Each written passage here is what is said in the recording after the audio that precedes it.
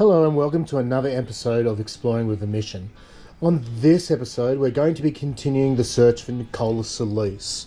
While Bill is busy up in the Northern Hemisphere searching for missing persons in America and Canada, I've been down here in Tasmania searching for Nicola. Now, we spent a number of trips down in Tasmania looking for Nicola. He went missing on the 17th of November in 2008. He was driving a Toyota Camry, rego number FH2973, and we have had a number of attempts to try and locate him. Nicola lived here in Sheffield, and that is where the last known sighting was. He was seen going on to a roadway by a neighbour, and this was in the morning of the date that he went missing, and that was the last confirmed sighting. Now, there was another sighting that wasn't confirmed because they weren't able to get the number plate. But down here in Southport, there was a report of an elderly Italian man with a heavy accent. Now, he was lost and confused, and he was looking for 7 Mile Beach, which is where Jason, one of his sons, lived. Now, we have travelled a number of places around Tasmania looking for him. We've spent a lot of time around Sheffield, in particular being the number one location to search. We've also spent time in Launceston, where we have looked for we've used the theory that he has gone to visit his wife's grave, and maybe he had he'd gone into the water somewhere around there. We have also spent a lot of time in the central heart of Tasmania looking at a lot of these large lakes.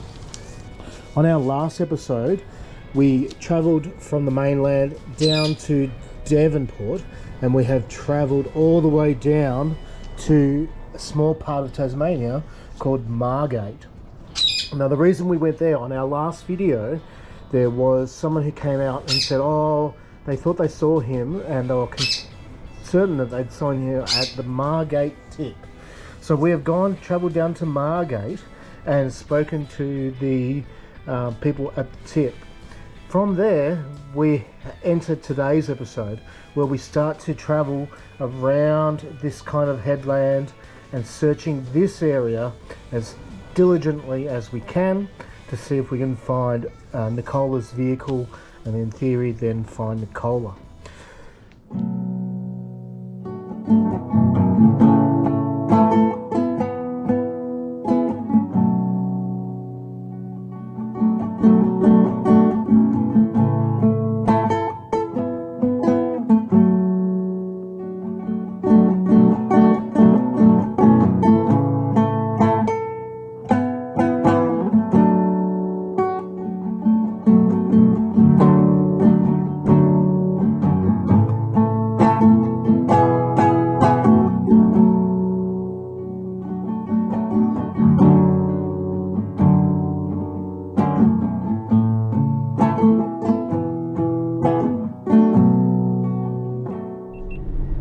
So we're just leaving the tip area, and we're going to head to the closest boat ramp. So he would have turned left if he'd come here to have instructions, because he's trying to get to 7 Mile Beach, and this is in this direction. So might have had enough cognitive ability to work it out a little bit. He knows he's got to head this way, and then he's got to turn right to get to 7 Mile Beach, but that's all the way up to Hobart. If he's got confused and just gone, I need to turn right, it's possible that he could have turned up one of these streets.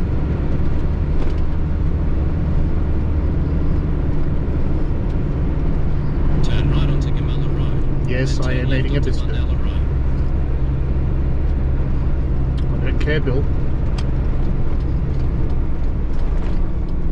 So we turn into Gamella Road to where the boat ramp is. Well, I'm actually quite confident that he actually was at that location. It seemed like a bit of a stretch and a bit of rumour and all this kind of stuff, but Turn left onto Bundalla Road. it quite possibly makes sense. He's come up from Southport, he's heading in this direction, trying to get to Hobart and then to 7 Mile Beach. Look, took the wrong road because In I wasn't 900 concentrating. meters, proceed to the route. Proceed to the route. Yes, I'm proceeding.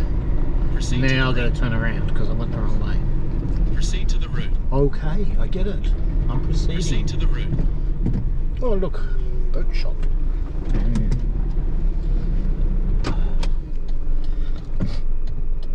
Now one of the workers there said that this area is churned up a lot with the propellers from all the boats.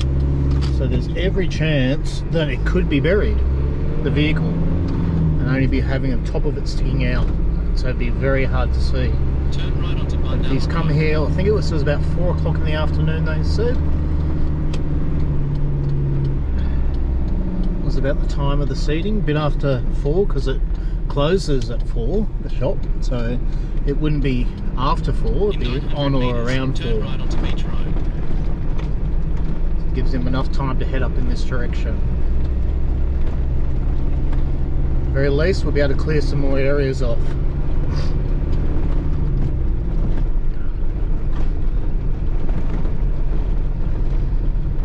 That's what it's about. Clearing areas, giving Jason and the family answers. Even if the answers are, he's not here. We can slowly work our way to 7 Mile Beach and clear every single stretch. That's my goal. In 500 Got to meters, find turn Nicola right and onto bring him Beach home Road. to his family. It's gone on way too long. Imagine the nightmare that poor family's going through, not knowing. Got to know Jason quite well after the last couple of years of searching for him and for his dad. My heart goes out to him. I'm not going to give up, but I need your support, guys. I can't do this on my own. It was great that someone reached out and said that they thought they saw him. It might be just the information we need, and that's from these videos.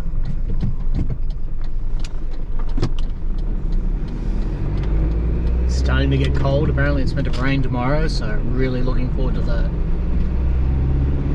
Been spoilt last week or so. It's been no rain.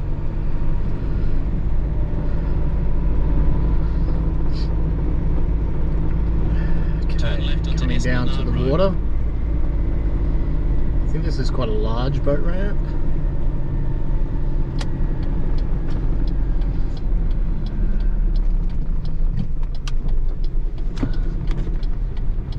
In 450 meters, arrive at True Point, Market Boat Ramp. Okay, so we've got swans and seagulls and water. This is obviously a very tidal area, so you do get a lot of boat action, but it's usually quite shallow on the edges.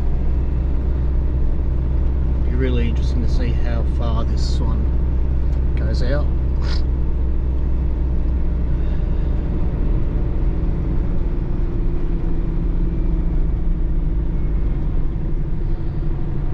Let's go out and have a look at it first. We can work out where and how we go from there.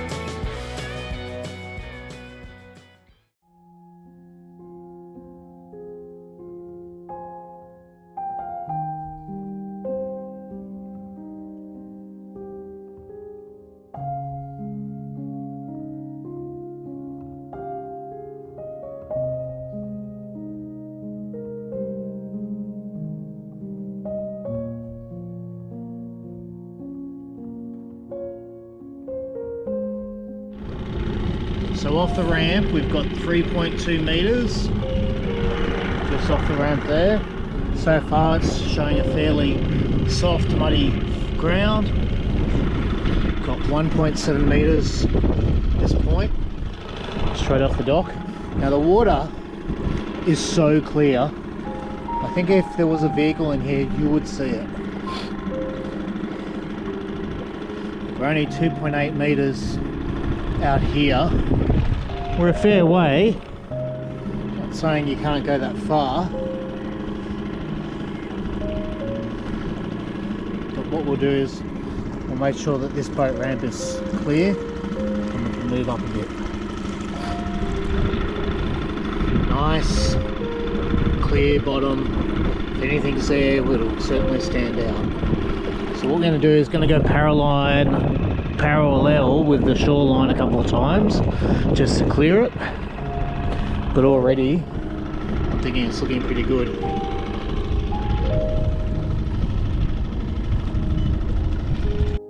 So it's already starting to get a little bit late. So what I'm going to do is I'm going to focus on travelling south, clearing as much as I can south, and then tomorrow we'll head north up the river. But I'm already pretty happy that this boat ramp is clear. One, the water is crystal clear, and two, there's nothing coming up at all. Nice clear bottom.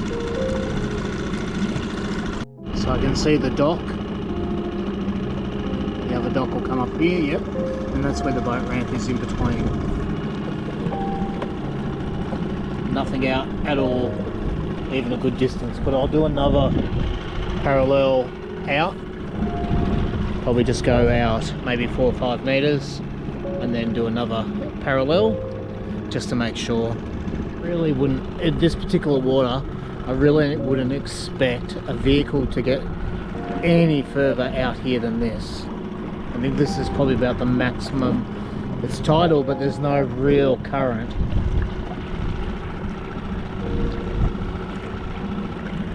And as you can see, there ain't nothing here.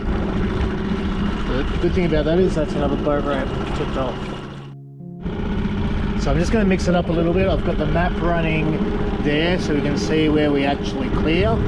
Then we've got the siding down there, but then I've got a nice big side for the Humminbird SALLESE 12. So we're currently sitting at 4 meters of water. We're going along 19 meters that way, 19 meters that way. We can actually increase it to probably 30 meters. And that should be fine for us to pick up what we need to. The thing about these, you can actually go in and check it. So that's the real advantage of the SALLESE. So with the map you can actually see where I've scanned.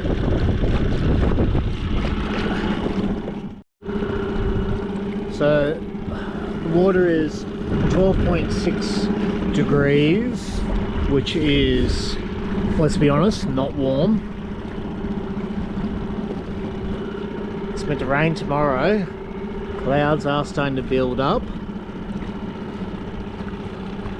but we are in Tassie, so we can't really expect much more.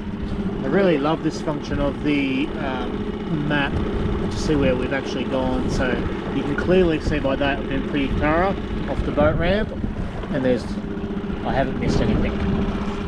I was really interested in this little area here. Looks like there's where people put their little boats in. It does look like there's a bit of a ramp there. You can see that the ground changes from rock to sand quite clearly. You see the change in terrain underneath the water. A Toyota Camry is only 1.4 meters high from the ground to the top. So if the wheels are down in the sediment, it could be down to say a meter. So anything shallower than a meter, there's not a chance. Currently we're sitting at 1.5 meters. It's still deep enough, but the water is so clear. would be able to be seen from the shore at this location. So we're just continuing following the shoreline along. So as we travel down, if he's seen at Margate, he's going to head north. So we're currently heading south to Snug and Electra. We're just coming up to a salmon farm, so I'm going to have to go a little bit wider.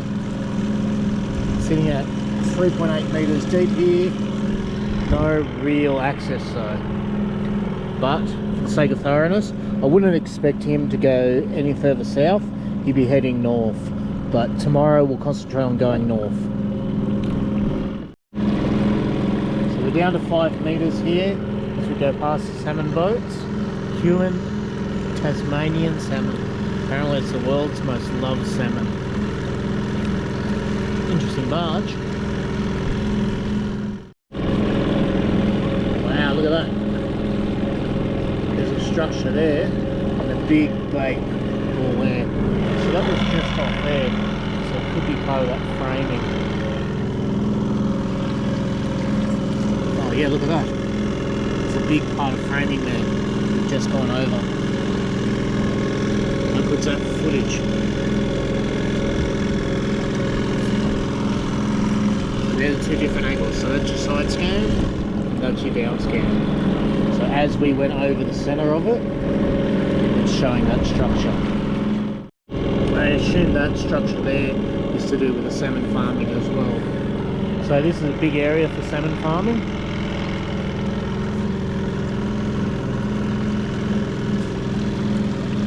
Go up to this wharf, you can see there's cars just on the wharf there.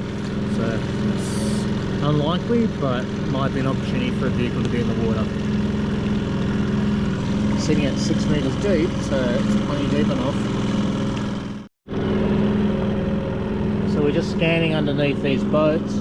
Did get down 12 metres, but it is starting to pick up again as we get shallower. Just notice there's a hole in the fence over there. The vehicle potentially could have gone in there, but oh look, I can see the bottom here. Too shallow. Down to 3 metres. Nothing's going to hide here if you can see the bottom. Very, very clear water. Beautiful actually. Down to 1.5 metres. So we'll just follow this little inlet around. See where we go. There is a little boat dock there, but it's only 1 metre deep. As you can probably see, water. This is at high tide, so this must come very close to being exposed at low tide.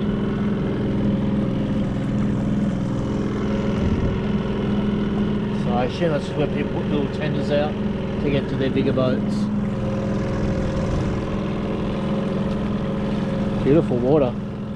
You can see where it's been dredged out, drops straight down from 0.7 of a metre down to 7 metres, probably keep on going straight down for the marina. So this area has obviously all been dredged out to get to that kind of depth to allow these bigger boats in.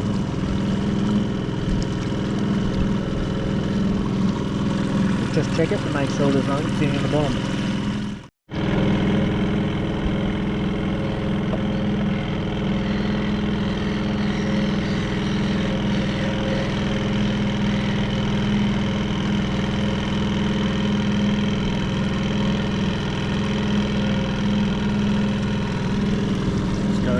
Here, make sure there's nothing hiding.